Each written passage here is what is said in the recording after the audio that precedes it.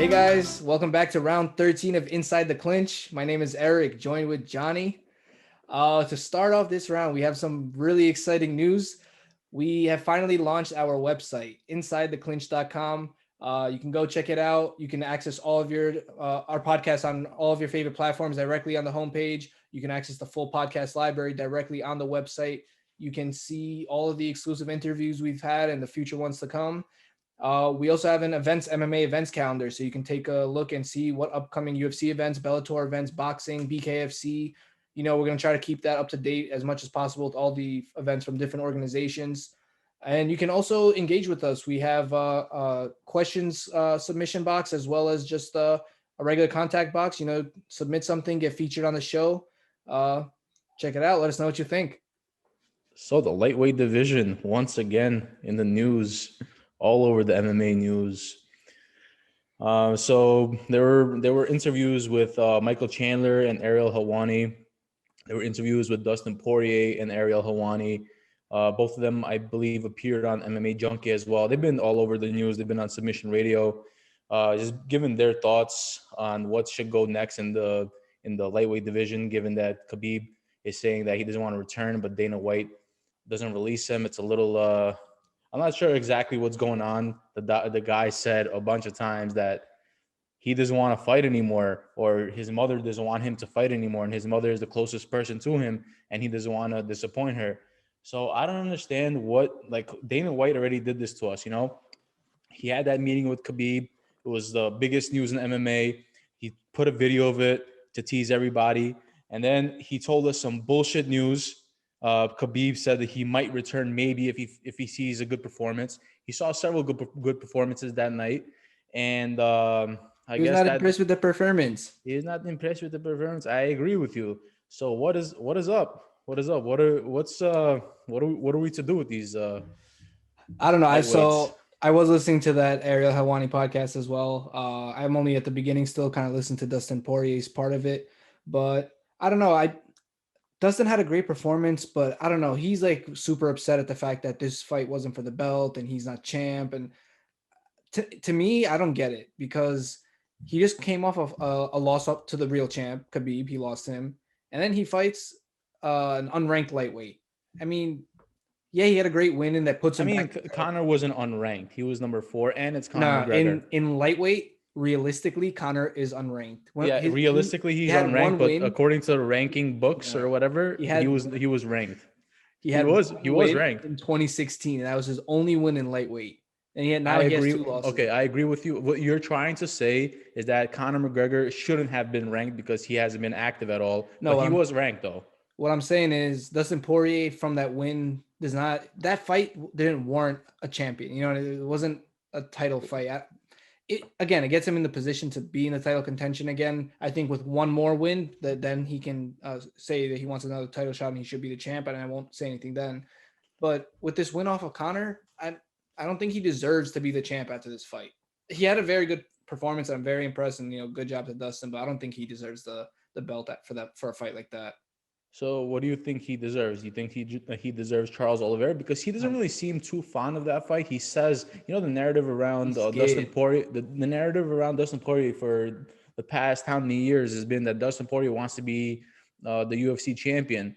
But this kind of doesn't look like he wants to be the UFC champion. He just, because he said that he wants to fight Conor McGregor next. That kind of shows that he wants the money fight. He also mentioned, yeah, he also wants to fight with Nate Diaz. What does that prove? So I don't really know. I don't think he knows what he wants. So if you were the matchmaker, what would be the fight that you would make right now?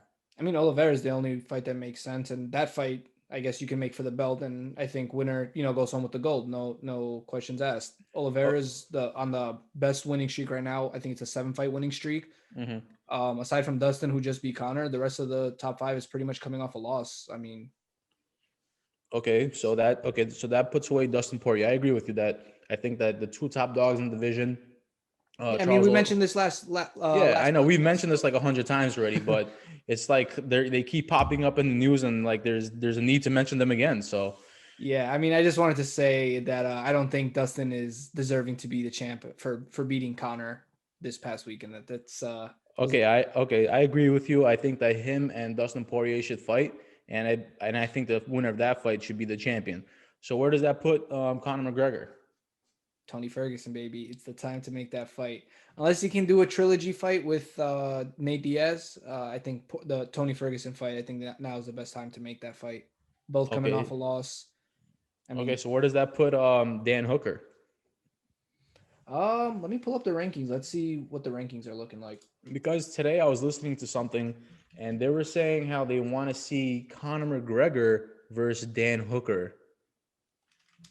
I'm not in. Too easy of a Why? fight for Connor. It's You too think it's easy of too? a fight for Connor. Come on. Nah, He'll knock Hooker out faster than Chandler did. I don't know about that.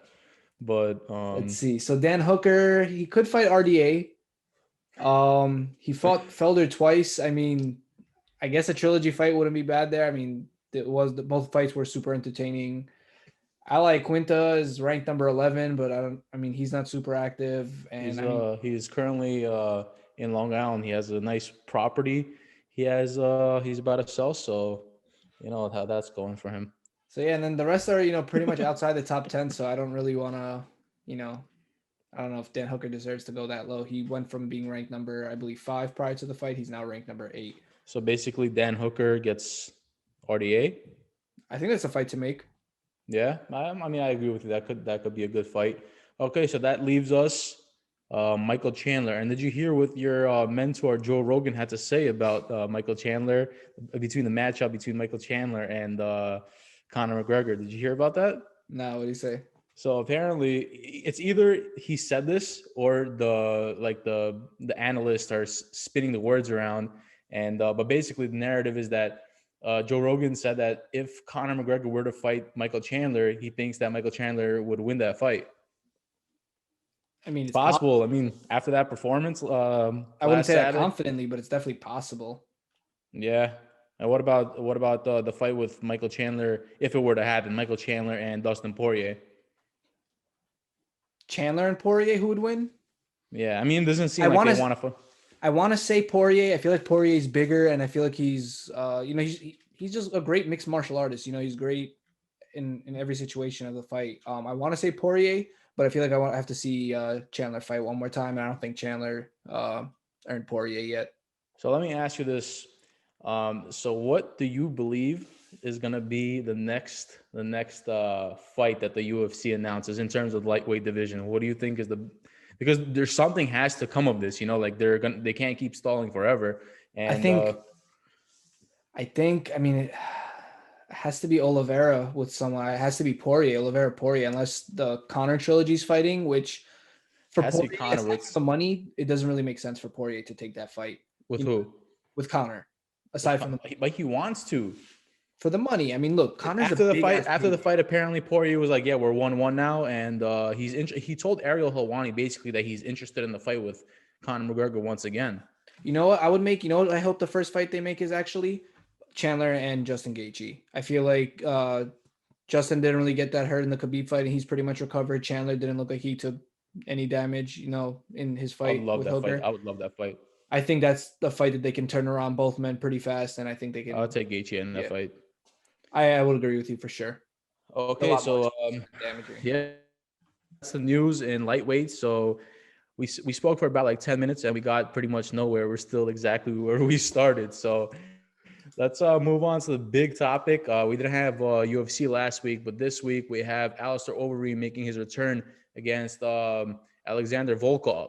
All right, so let's start off with that, and then we're gonna go through the main event, and then you're gonna briefly talk about the prelim fights as well. So let me hear your thoughts on Overeem and Volkov.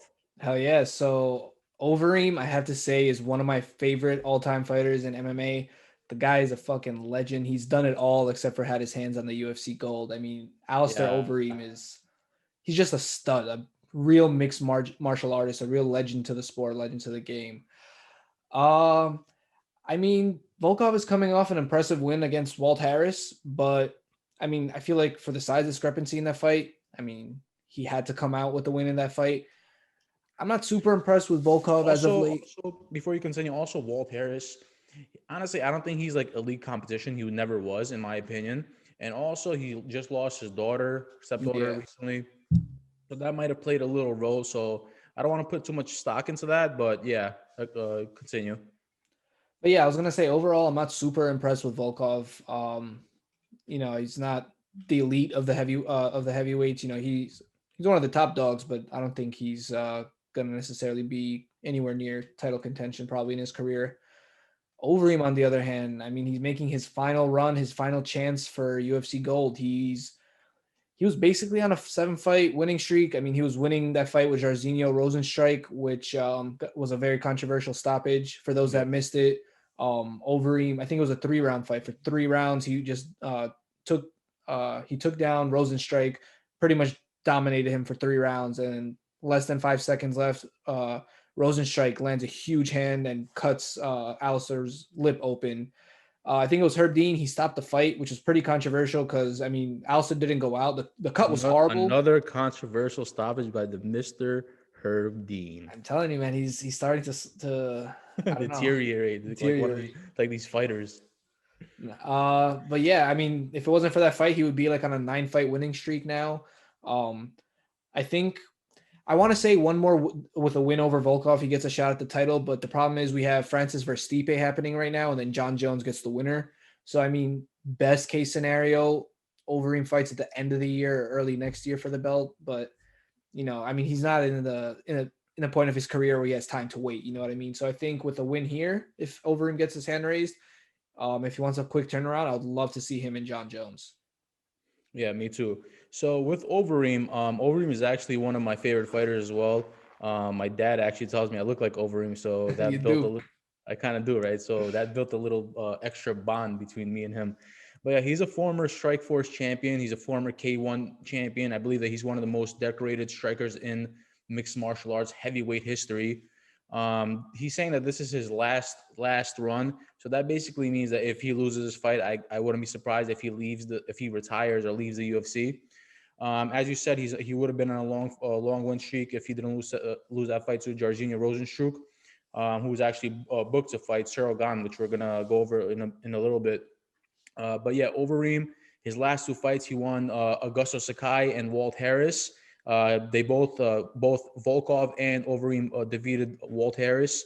But Overeem has a loss to both Francis and Stipe. So say he wins this fight, right? And they say they want him to be a title contender, how does it look when he lost to the 2 guys that like are in competition to be the champion right now? I mean, he can get it. He's earned another shot, has he not? I mean, if he's beaten all the rest of the competition again, I mean, I feel like he's deserving to be back in there. Francis, I think, is going to be a much harder fight for him just because he's 40 now. I mean, he's fought in kickboxing and MMA. That he's taken a lot of. Francis 40 now? No, I'm talking about Alistair. Sorry, Alistair's 40 now. So, and he has a huge career of just getting knocked out. I mean, it's part of the sport that he's dedicated his life to. I mean, I'm sure he has some sort of negative effects. You know what I mean? Let's not guess, but yeah. So I feel like Francis Ngannou, could knock him out just as easily as he did the first time. On the other hand, I feel like Stipe fight, I feel like he, with the experience that Overeem has for so long, I feel like he has a technical advantage and I think he has better chances of winning Stipe. Mm-hmm. Just with the experience that he has. I mean, speed is still there, his power is still there. I feel like the Stipe matchup would favor Alistair Overeem. Yeah, I mean that would be a great matchup to watch once again. And with the case of with Alexander Volkov, 6'7" fighter fighting out of Moscow, Russia, so he has that cold blood in him. He defeated Walt Harris in his last fight, which I mentioned via second round TKO.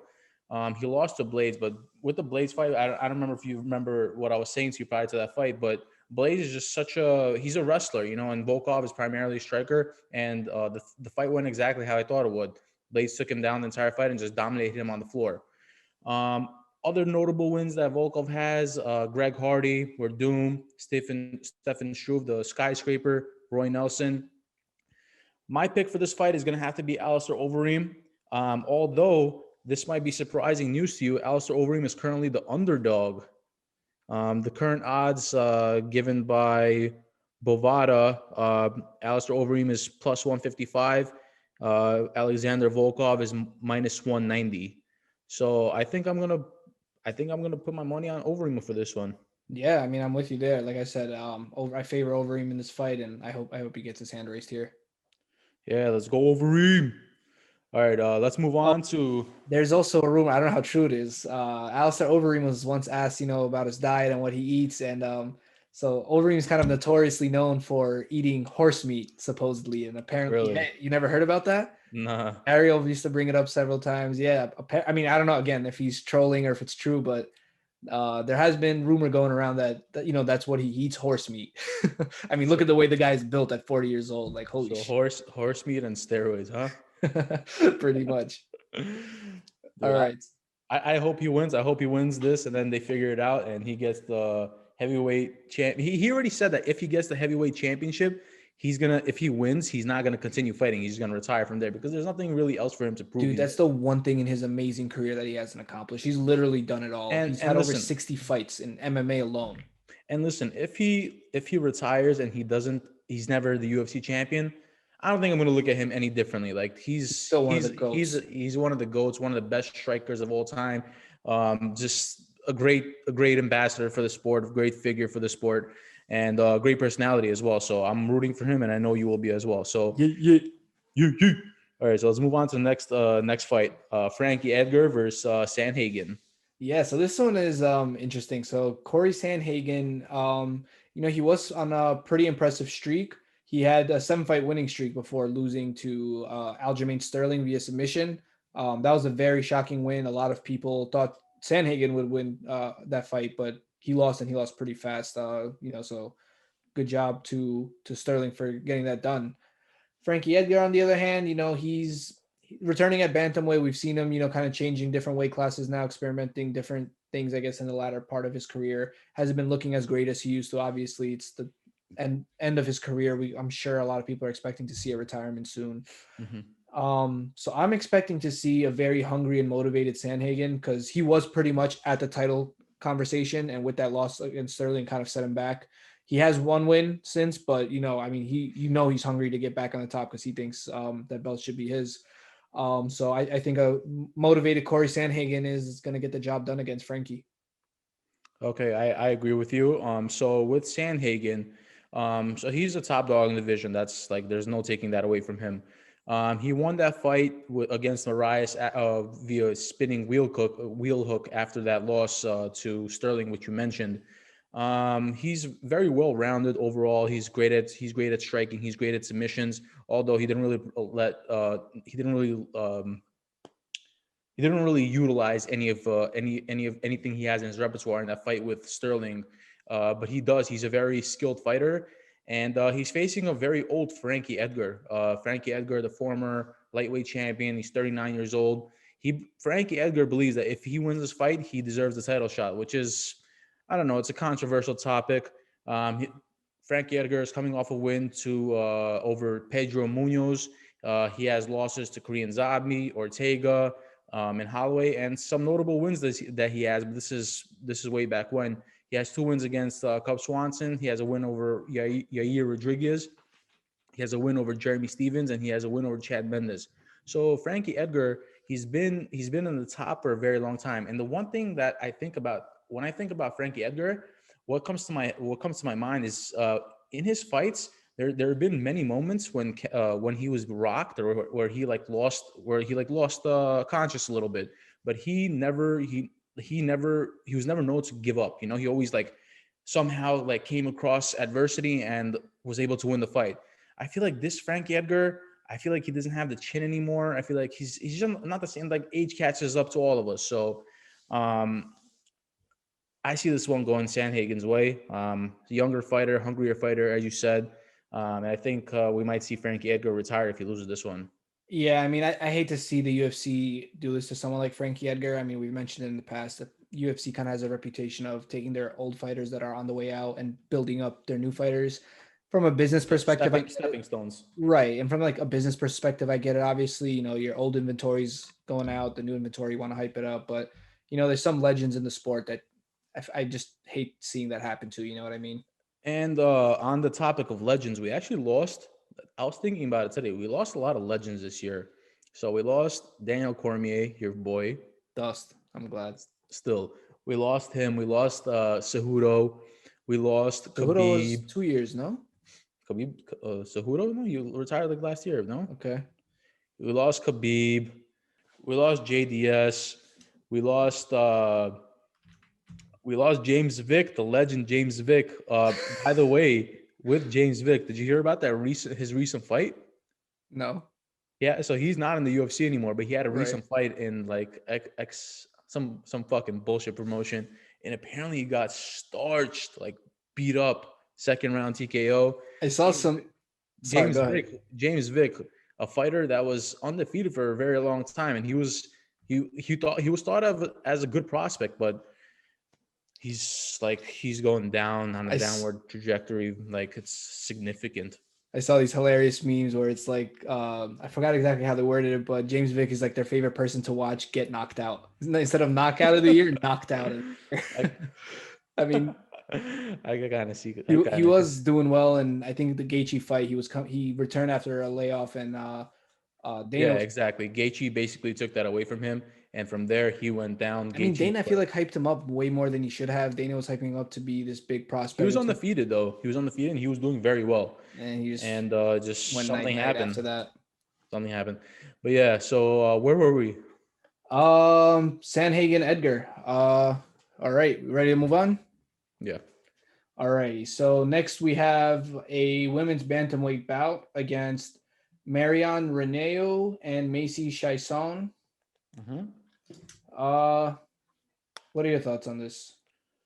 Okay, so Marion Ramo, first thing we have to mention about this fighter, she's 43 years old. She's she's on a 3-fight losing streak. That's to Raquel Pennington, that's to Yana Kunitskaya and Kat Zingano, all via unanimous decision. She also has a loss to Holly Holm. She's an okay fighter. She's an average fighter, I would say. I don't really see her being great in anywhere specifically. Like I feel like she's like well rounded in a way, but she's not really excellent anywhere. Um, I feel like if she loses this fight, this is going to be her ticket out of the UFC. And as you mentioned before, she's fighting Macy Kayson. How do you pronounce her name? Kayson? Chison, I think. Chison. She's fighting Macy Chison, who's a younger fighter. She's 29 years old, and this is like one of those stepping stone fights that you were mentioning, a veteran versus a newcomer. I'm gonna take Macy Chison in this one. Chison, however hell you pronounce her name. She's an Ultimate Fighter winner. She's great. She's great in Muay Thai. Has great ground and pound, capable of submitting you. She could be reckless at times. That could cost her the fight. But I'm gonna take my chances with her, and I'm gonna go with Macy Kaison. Yeah, I agree with you. I think she'll get her hand raised. She's 7-1 right now going into this fight. She is a great looking prospect. And I mean, I think she's a better striker. I think she has great grappling defense, takedown defense. I think she'll be able to keep the fight on the feet where she wants it. And I think she'll get her hand raised for this one. I agree with you. So next we have the cannibal Alexander Pantoja versus Manel Cape. What are your predictions on that one? Well, first of all, I want to start off with Alexander Pantoja's nickname. His nickname, his nickname is the Cannibal, which is a little weird. But regarding the fight itself, he's a spectacular fighter. He's a spectacular fighter. He's a fighter from Brazil. He has a loss to Askar Askarov, who's going to be fighting in this card as well. He has a loss to Davison Figueiredo, the current champion. I feel like he's a very tough and durable fighter. And in those fights with Brandon Moreno, another fight that he had was with Brandon Moreno.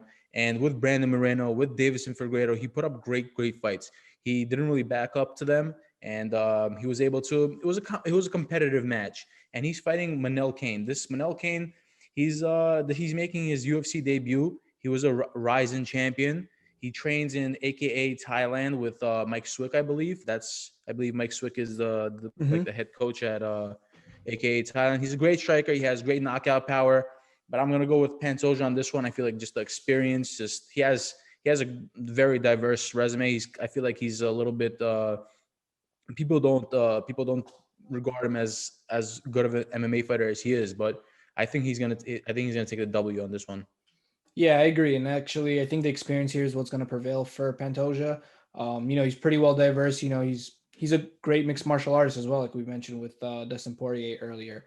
But I do think his experience here is going to give him the upper hand, and he's going to get the victory over Cape, however you pronounce it.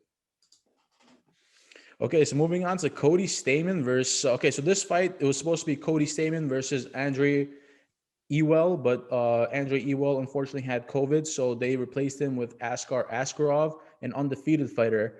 So let me just start off with Cody Stamann. So Cody Stamann is coming off a loss to Jimmy Rivera. It was a very close fight. Cody Stamann is predominantly a wrestler. He was a D2 NCAA wrestler. He also did some boxing. Last year or the year before that, he was dealing with the loss of his brother, which I feel like got him emotionally a little bit, and I don't know. I feel like when I just started watching Cody Stamann, I was a huge fan of his, and I still am. But I feel like there's something missing with him now, and I hope he finds himself. But he's going against a very tough Askar Askarov, the fighter from Dagestan, former freestyle wrestling champion. He has a win over Pantoja, who's going to be fighting ahead of him. He has a draw with Brandon Moreno, who last fought with Davidson Figueiredo, and you saw what happened there. I feel like I'm going to go with Askar Askarov on this one. Although I'm a huge Cody Stamann fan, I wish him the best. I want to see good things from him because I see he has immense potential. But with Askar Askarov, I just feel like he's, as I said, on a different level. And even though it's a short notice fight, I feel like he has what it takes to get the job done. Yeah, I agree. I mean, I am a big fan of Cody Stamann. I mean, the guy is great. The guy's a stud. What happened to him with his younger brother was very, very unfortunate. I'm sure it played a role in his performances after that. I think he fought actually a week or two after it happened too, which was pretty crazy. Yeah, and after the fight, he was like, they interviewed him, and he was like hysterically crying, which is obviously understandable. But just imagine like bottling up all that emotion during your training camp, and then like releasing it all out once it's over. So yeah, good for him. But continue what you were saying. But yeah, no, I mean, he's still pretty young, so he does have time, like you said, to find himself to see what is missing. Because I do agree with you, something is not there that has to be there. I mean, the It guy's is speed. something that was there that's not really there anymore. In I'm my not. eyes. Yeah, I can't say what it is. I mean, he has potential. He could fix it. It is a fixable problem in my opinion. But Askar Askarov, apparently, sadly, he's not going to be. I think the guy where he's going to look great against. Askarov, as you mentioned, is undefeated. The guy looks like a stud. He is a stud. I mean, the dude's a savage. I think this fight actually might be one of the more exciting fights to watch on the main card. This one and the fight that we're about to mention with Benio Dariush and Carlos Diego Ferreira. But yeah, this fight is going to be intense as Fireworks. well.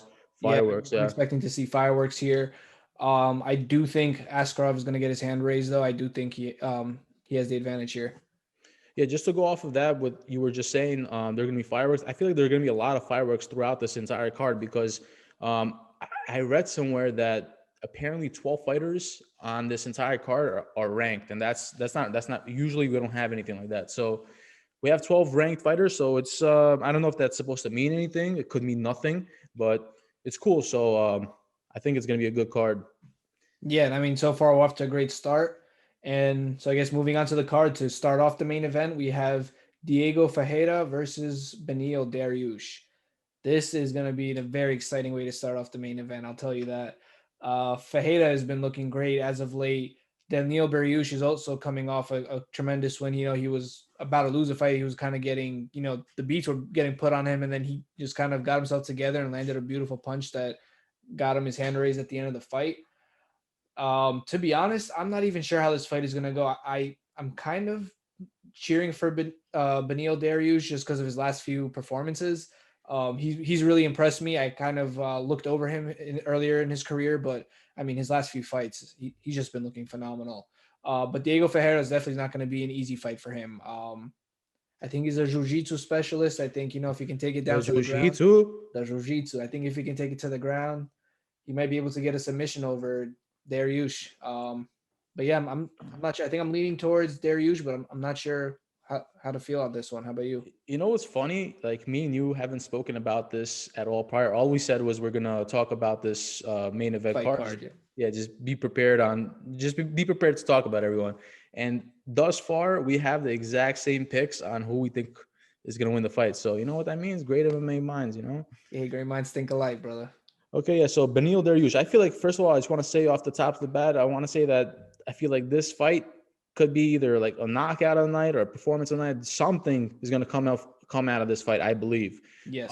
With Beneil Dariush, I want to say he's like the dark horse in the division, but not really because this is the lightweight division. They got a bunch of killers in this division. You watched the movie Bloodsport before, right? Of course.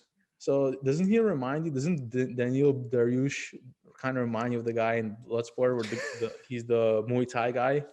He does kind of look like him, yeah. Yeah, I don't know why. Every single time I see him, he reminds me of him. But yeah, he's on a 6-fight winning streak.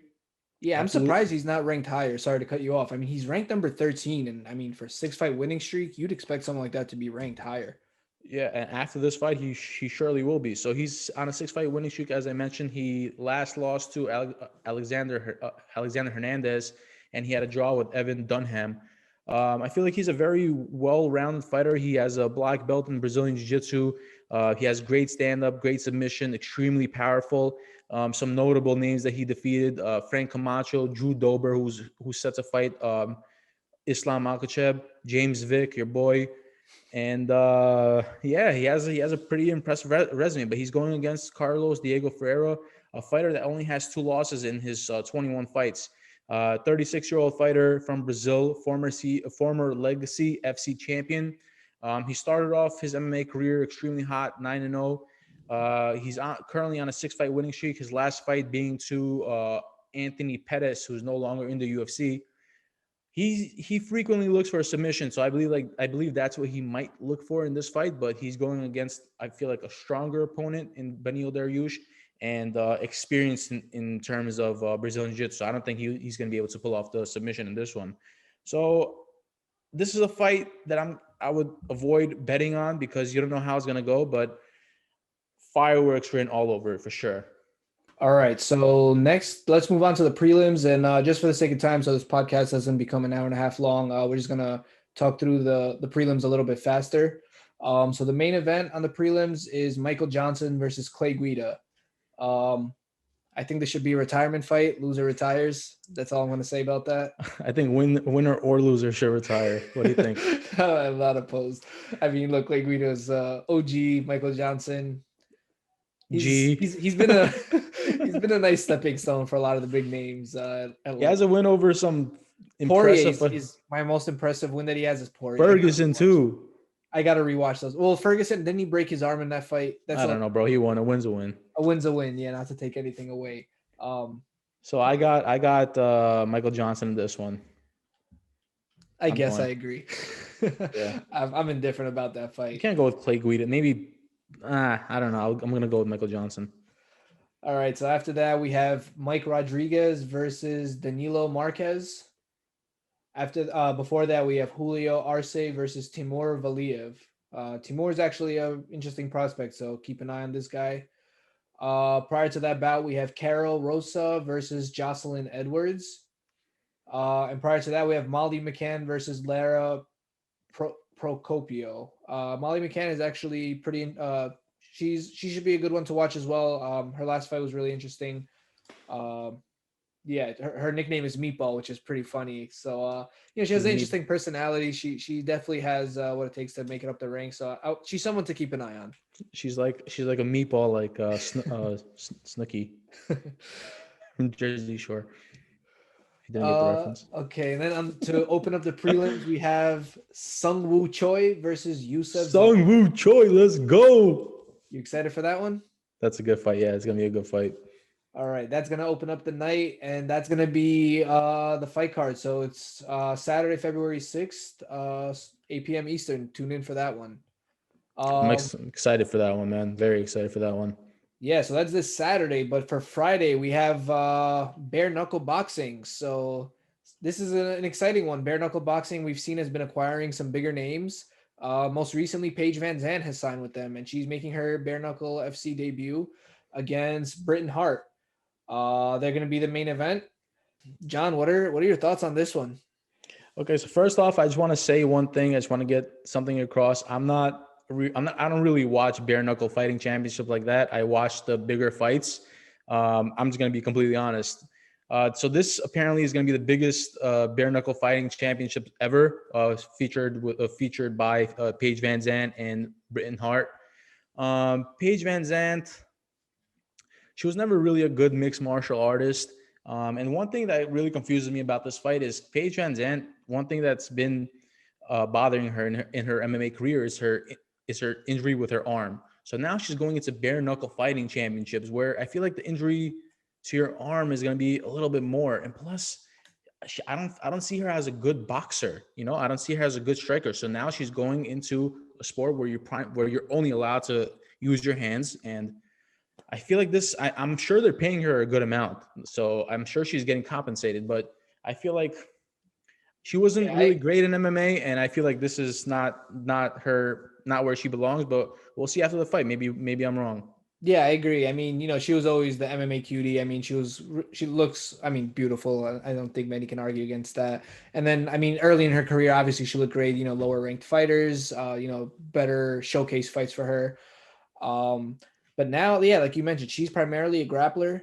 I was very, very She's shocked. Primarily a nothing, bro. She's primarily a nothing. Come on. Primarily a model. She's primarily a model and dancer.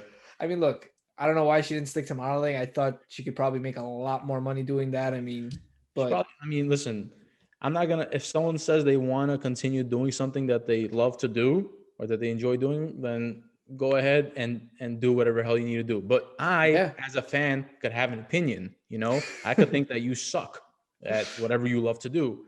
And unfortunately, with the case of Paige Vanzant, although she looks like a really nice, like bubbly girl, I don't think she's really too good in terms of fighting. Yeah, so like you said, she doesn't have the striking, I guess, pedigree that other boxers or strikers have. And her hand injury is actually really good that you point that out. Bare knuckle boxing doesn't really have a glove. You kind of have a thin sleeve that goes over your wrist, but that doesn't really give any support. They don't wrap their wrist the same way that they do with boxing gloves and MMA gloves that, give that extra wrist support. And I mean, she has had multiple surgeries. I believe it's been more than one surgery on her arm. Like it's her forearm. I believe it's yeah. It's either this or one, I think. Yeah. All right. So yeah, I mean, Beck Rawlings, she's interesting. She's 4-4-3. Not the most impressive record. Both girls have a KO win over Beck Rawlings. Paige Vanzant beat her in UFC. Britain Hart fought Beck Rawlings under the BKFC banner bare knuckle fight championship. I think I guess as long as Paige's arms don't hurt or she doesn't get a new injury, I feel like she can probably get her hand raised. I feel like this is a fight that's making her look good. I mean, we've seen the UFC do this. She's a pretty girl. She's someone that you can build a brand off of, put her pictures everywhere, put her personality everywhere. She's a likable girl. So I think they just want to, make good on their newest contract. So I think they want to set her up and make her look good. Another well-known name that a lot of, I guess, old-time MMA fans might notice on this bare knuckle fight championship card is Chris Leben. Chris Leben has been fighting since 2002. I mean, he's one of the OGs. He's one of the original few from the Ultimate Fighter. Anderson Silva made his UFC debut against the legend Chris Leben. Was just gonna say, yeah, Chris Leben was coming in as a heavy favorite. A lot of people didn't know who Anderson Silva was at the time, and I mean, boy, we get a fight for that one. I mean, that was a crazy fight. One thing I wanted to say about Chris Leben, not the most impressive guy. I think Bare Knuckle Championship is the perfect organization for a man like that. I mean, to be honest, the dude looks like he's out of his mind, and to be in a bare knuckle fight, I mean, you need to be some level of crazy, you know what I mean? No normal sane person is going to go ahead and do that. But I mean, Chris Leben is the type of guy, when he gets hit, instead of slowing down, I feel like he starts swinging more and he gets better the closer he is to getting knocked out. I've seen that several times in his UFC career. The guy can take a fucking punch, and I mean, he can definitely give one back. That being said, though, he hasn't been looking too great. I mean, he's 40 years old now. He's 1-5 in his last 6 fights. Those were all in the UFC. I mean, not super impressive, but his opponent, Quentin Henry, I mean, not the best resume either. The guy is 3-3 in his last 6. He only has 1 knockout win. The rest of his wins were via submission, pretty much. He's an unranked fighter. Basically, yeah. He really is an unranked fighter. So yeah, Chris Leben, his last 4 losses, he's on a 4-fight losing streak, and that was in. Keep in mind that was in 2013 in the UFC. I'm not sure if he had any fights in bare knuckles thus far because I don't know if Sherdog or Tapology would show those statistics. But his last fights in the UFC were against Uriah Hall, who is scheduled to fight Chris Weidman, Anthony Craig, Derek Brunson, who wants to fight Israel Adesanya, and Mark Munoz, the guy that Chris Weidman had that beautiful elbow against. So those are his last 4 fights. He lost all of them pretty decisively. And as Eric mentioned, he's fighting Quinton Henry, an unranked boxer, not an impressive record. So I wouldn't be surprised if Chris Leben gets the job done. He's a very tough guy, even though he's 41 years old right now. He still has he still has a lot of in the back to like reach out for and utilize whenever he needs, So yeah, and like I said, I feel I like don't bare really knuckle is. I can't say I'm gonna go for him or that because I don't really know too much on Quinton Henry, but I know Chris Leben and I know that he's a tough guy. So I hope he wins. I hope he wins and continues his career. Yeah, and like I said earlier, I feel like bare knuckle boxing is the sport for Chris Leben. I mean, I think he'll showcase that this weekend. I think it's going to be an exciting fight. So, I mean, there's a bunch of other fights on this card. I'm not going to go through all of them just because, most of them aren't very well known names. But there's going to be some exciting bare knuckle boxing fights on Friday. If you guys want to tune in, it is live on pay per view, 9 p.m. Eastern time this Friday, September 5th. Yeah, it's on. You could buy the fight through Fight TV. So there's that. Okay, so moving along to more MMA news. Chris Weidman, your boy from Long Island, has been in the news lately. He has COVID, so we do wish him a speedy recovery. Let me read you what he had to say because he had a fight book with Uriah Hall. So this is what Chris Weidman had to say via social media. He says, if you don't know yet, the rematch with Uriah Hall on February 13 is postponed to April 22nd due to me testing positive for COVID. I want to thank everyone for the thoughts and prayers, messages that I received. Thank you, Uriah Hall, for being patient and handling the change dates with like a gentleman. Thank you to Mike Maynard, the UFC, for working with us, keeping the fight intact. My family and I are all good, and I now started to train again. I'm excited about this one. I'm excited about this rematch and the opportunity to make a big statement in this fight. Big things are coming. So, Yeah, I mean, fight I'm kind move. of excited for this fight to be honest. But I'm glad they rescheduled it instead of just scrapping it. From what I've read online, I think they're trying to reschedule for UFC 261, which is in April 24th.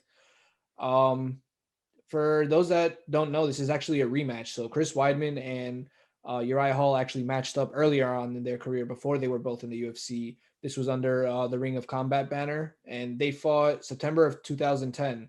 And shockingly, Chris Weidman won Crease. by Krish. He won by TKO in I believe it was the second round. So he was coming in there primarily as a grappler. He hadn't developed his striking too much at that point in his career. And Uriah Hall was supposed to be the more seasoned striker, and there was a TKO stoppage. So I feel like so many years later with the career paths they've both been down, I feel like good timing for a fight like this. So I'm glad they're rescheduling it.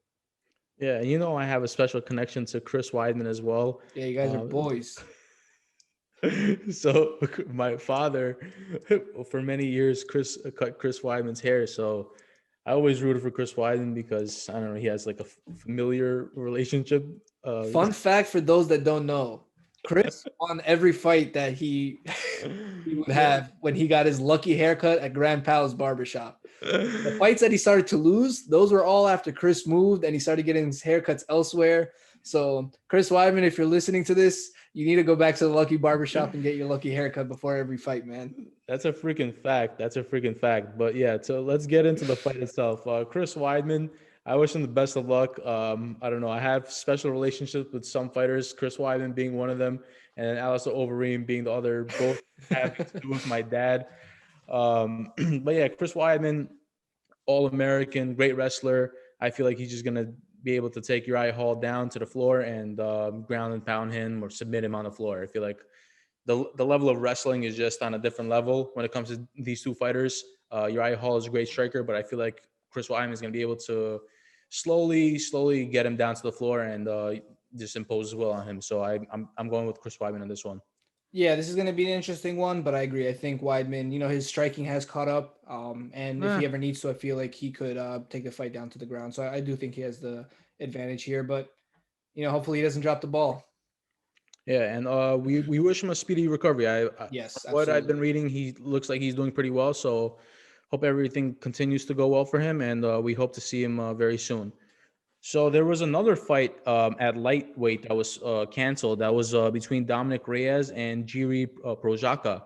And that fight was canceled for reasons unknown, but the UFC was able to find another fight to replace it between Jairzinho Rozenstruik and Cyril Gane. So let me hear your thoughts on the fight. Hell yeah, this is actually a very, very exciting fight at heavyweight. So Cyril Gane is the up and coming star at heavyweight. The Hell yes. dude is a fucking tank. He is huge, built like a machine. He's built like a heavyweight, a jacked heavyweight, moves around like a welterweight, middleweight. I mean, the guy is great. Machine, brother. He is machine. So they gave him a not so easy opponent against Jairzinho Rozenstruik, who is another very, very seasoned striker. I want to see them on a face-off. I think Cyril Gane is a lot bigger, and I think that'll give him the advantage. But I think if they were more or less the same size, I feel like Rozenstruik would have the advantage. I feel like he's a more crisp striker. Like he has that knockout power. He has the accuracy. Cyril Gane, I feel like he still has some things he needs to polish up as far as accuracy and his striking. Not to take anything away from him, the dude looks like a stud. Looks like he's a very promising next few years in the UFC, as long as he can keep up with these top dogs. But I'm very excited for this one. Maybe Rozenstruik just based on experience, but I don't know I don't know. I'm excited for the fight here. I don't even care who wins. Yeah, we haven't seen much of Cyril Gane, so I feel like this fight is going to give us a better picture of the type of fighter that he is. But both of these fighters are coming off of second round TKOs over JDS. I mean, it's an old JDS, but they're both won the fight in a similar fashion. Jairzinho has one loss in his entire career, and that's to Francis Ngannou. And Francis Ngannou is actually a training partner of Cyril Gane. So maybe does that serve as maybe a little bit motivation for Jairzinho to maybe he lost to one of the Frenchmen. Maybe he's going to be able to beat the other. Who knows? Or maybe the other Frenchman ruins his day once again and Jairzinho's is left in the water or in the mud or whatever hell they people. I'm not sure exactly where they're going to leave him, but I feel like with a 3-1 odds in Gane's favor, I'm going to go with Gane. Cyril Gane, I feel like, is so much buzz around him lately, and for good reason. 7-0, and I feel like maybe future champ, possibly. Definitely possible. Definitely possible. The thing is, his wrestling is questionable. I don't know how good his wrestling is, so we need to see him against a top contender, top wrestling contender. So here's the thing as far as title contention. As far as athletes. So right now, Stipe is soon on his way out. Francis, I think, is probably going to stick around for a little bit. John Jones probably has a couple more years. So these three guys alone at the top of heavyweight, I mean, I don't think Cyril Gane is going to challenge them yet. But assuming these three, kind of the next couple of years retire while Cyril Gane is getting better, he is 30 years old now. So, depending how long he could fight for, I think once those three guys are out of the picture, I think then he definitely has a very big chance of holding the belt. But I mean, with those three alone, I don't see. Look, he has the eye of the tiger. I don't know if you see it, but he has the freaking eye of the tiger, bro. The dude is a stud. But the size difference is not as big as I thought it was. So I just looked it up. Cyril Gane is 6'5", Rozenstruik is 6'3", so only 2 inches. But they do have a 4-inch reach discrepancy. Not the biggest discrepancy, but I mean, bro, Jairzinho Rozenstruik is getting knocked out. Possible, very, very possible. Very possible. Very, very possible. All right, before we wrap up the show, I have a little surprise segment for Eric. I want to get his little opinion on if this is going to happen or not. So yesterday or the day before that, there has been rumors that Kenny Florian on the Anik and Florian podcast basically said that he heard from a coach that Khabib is planning to fight George St. Pierre. George St. Pierre is training right now. It was a little bit unclear, but basically what he was trying to say is that Khabib and George are training to fight one another. And then right after that, Ali Abdelaziz, Khabib's manager, he goes onto Twitter and says that that's all fake news. So I want to hear your thoughts. Is Khabib done or is Khabib not done? So I think if Ali says it's fake news, I think it's safe to say that if that fight's not happening, I don't think there's ever been, any time that there was something happening, Ali calls bullshit and it actually ended up happening. You know what I mean? So I feel like Ali would probably be the man to know if that fight is happening or not. And if it was, I don't think he would have said anything at all. So that being said, I don't think the GSP fight is happening. I kind of at this point don't want to see his fight. First of all, Me neither. I definitely do not want to see that fight at 155. I think for GSP to cut down to that weight alone, that's going to destroy him. I don't want to see that fight, period, bro. Like I feel like if both men fight at a catch weight, 165, even 170, I feel like that would make sense. But Khabib, part of his advantage is taking these guys and bringing them down to lightweight because he's so much bigger and so much stronger than all these guys at 155. He's obviously not going to have the same advantages at a higher weight class.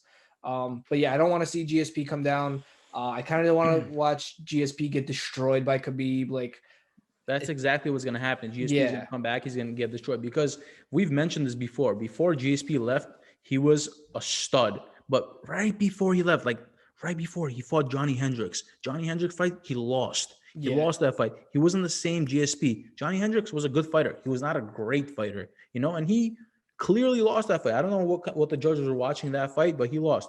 And that shows that GSP wasn't the same GSP at that time. That was years ago. Imagine now, Khabib is on top of his game. GSP is old. GSP is not really in the sport anymore. He's going to get destroyed. This is a different mixed martial arts now than it has been when he was fighting. Yeah, no, I completely agree with everything you just said there, man. And also, Khabib has been practicing wrestling, sambo, judo since a very young age. GSP, he's really, really good at it, but he's not a wrestler. He developed those skills. I mean, I think that's not a good argument just because of how crazy his wrestling was able to get when he was in his prime. I'm speaking about GSP. I mean, assuming GSP never stopped and he was still grinding. I mean, I'm not saying his grappling would be better than Khabib's, but he could definitely put. I think even with his experience now, he can definitely give Khabib some trouble as far as grappling. I don't think he'll stop him, but I think he'll give it a level of friction that other fighters haven't been able to give him.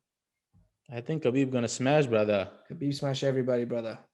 Brother, one last question before we leave. Let's do it. Khamzat versus Leon Edwards for the 5th time. I'm gonna ask you, did you change your mind yet?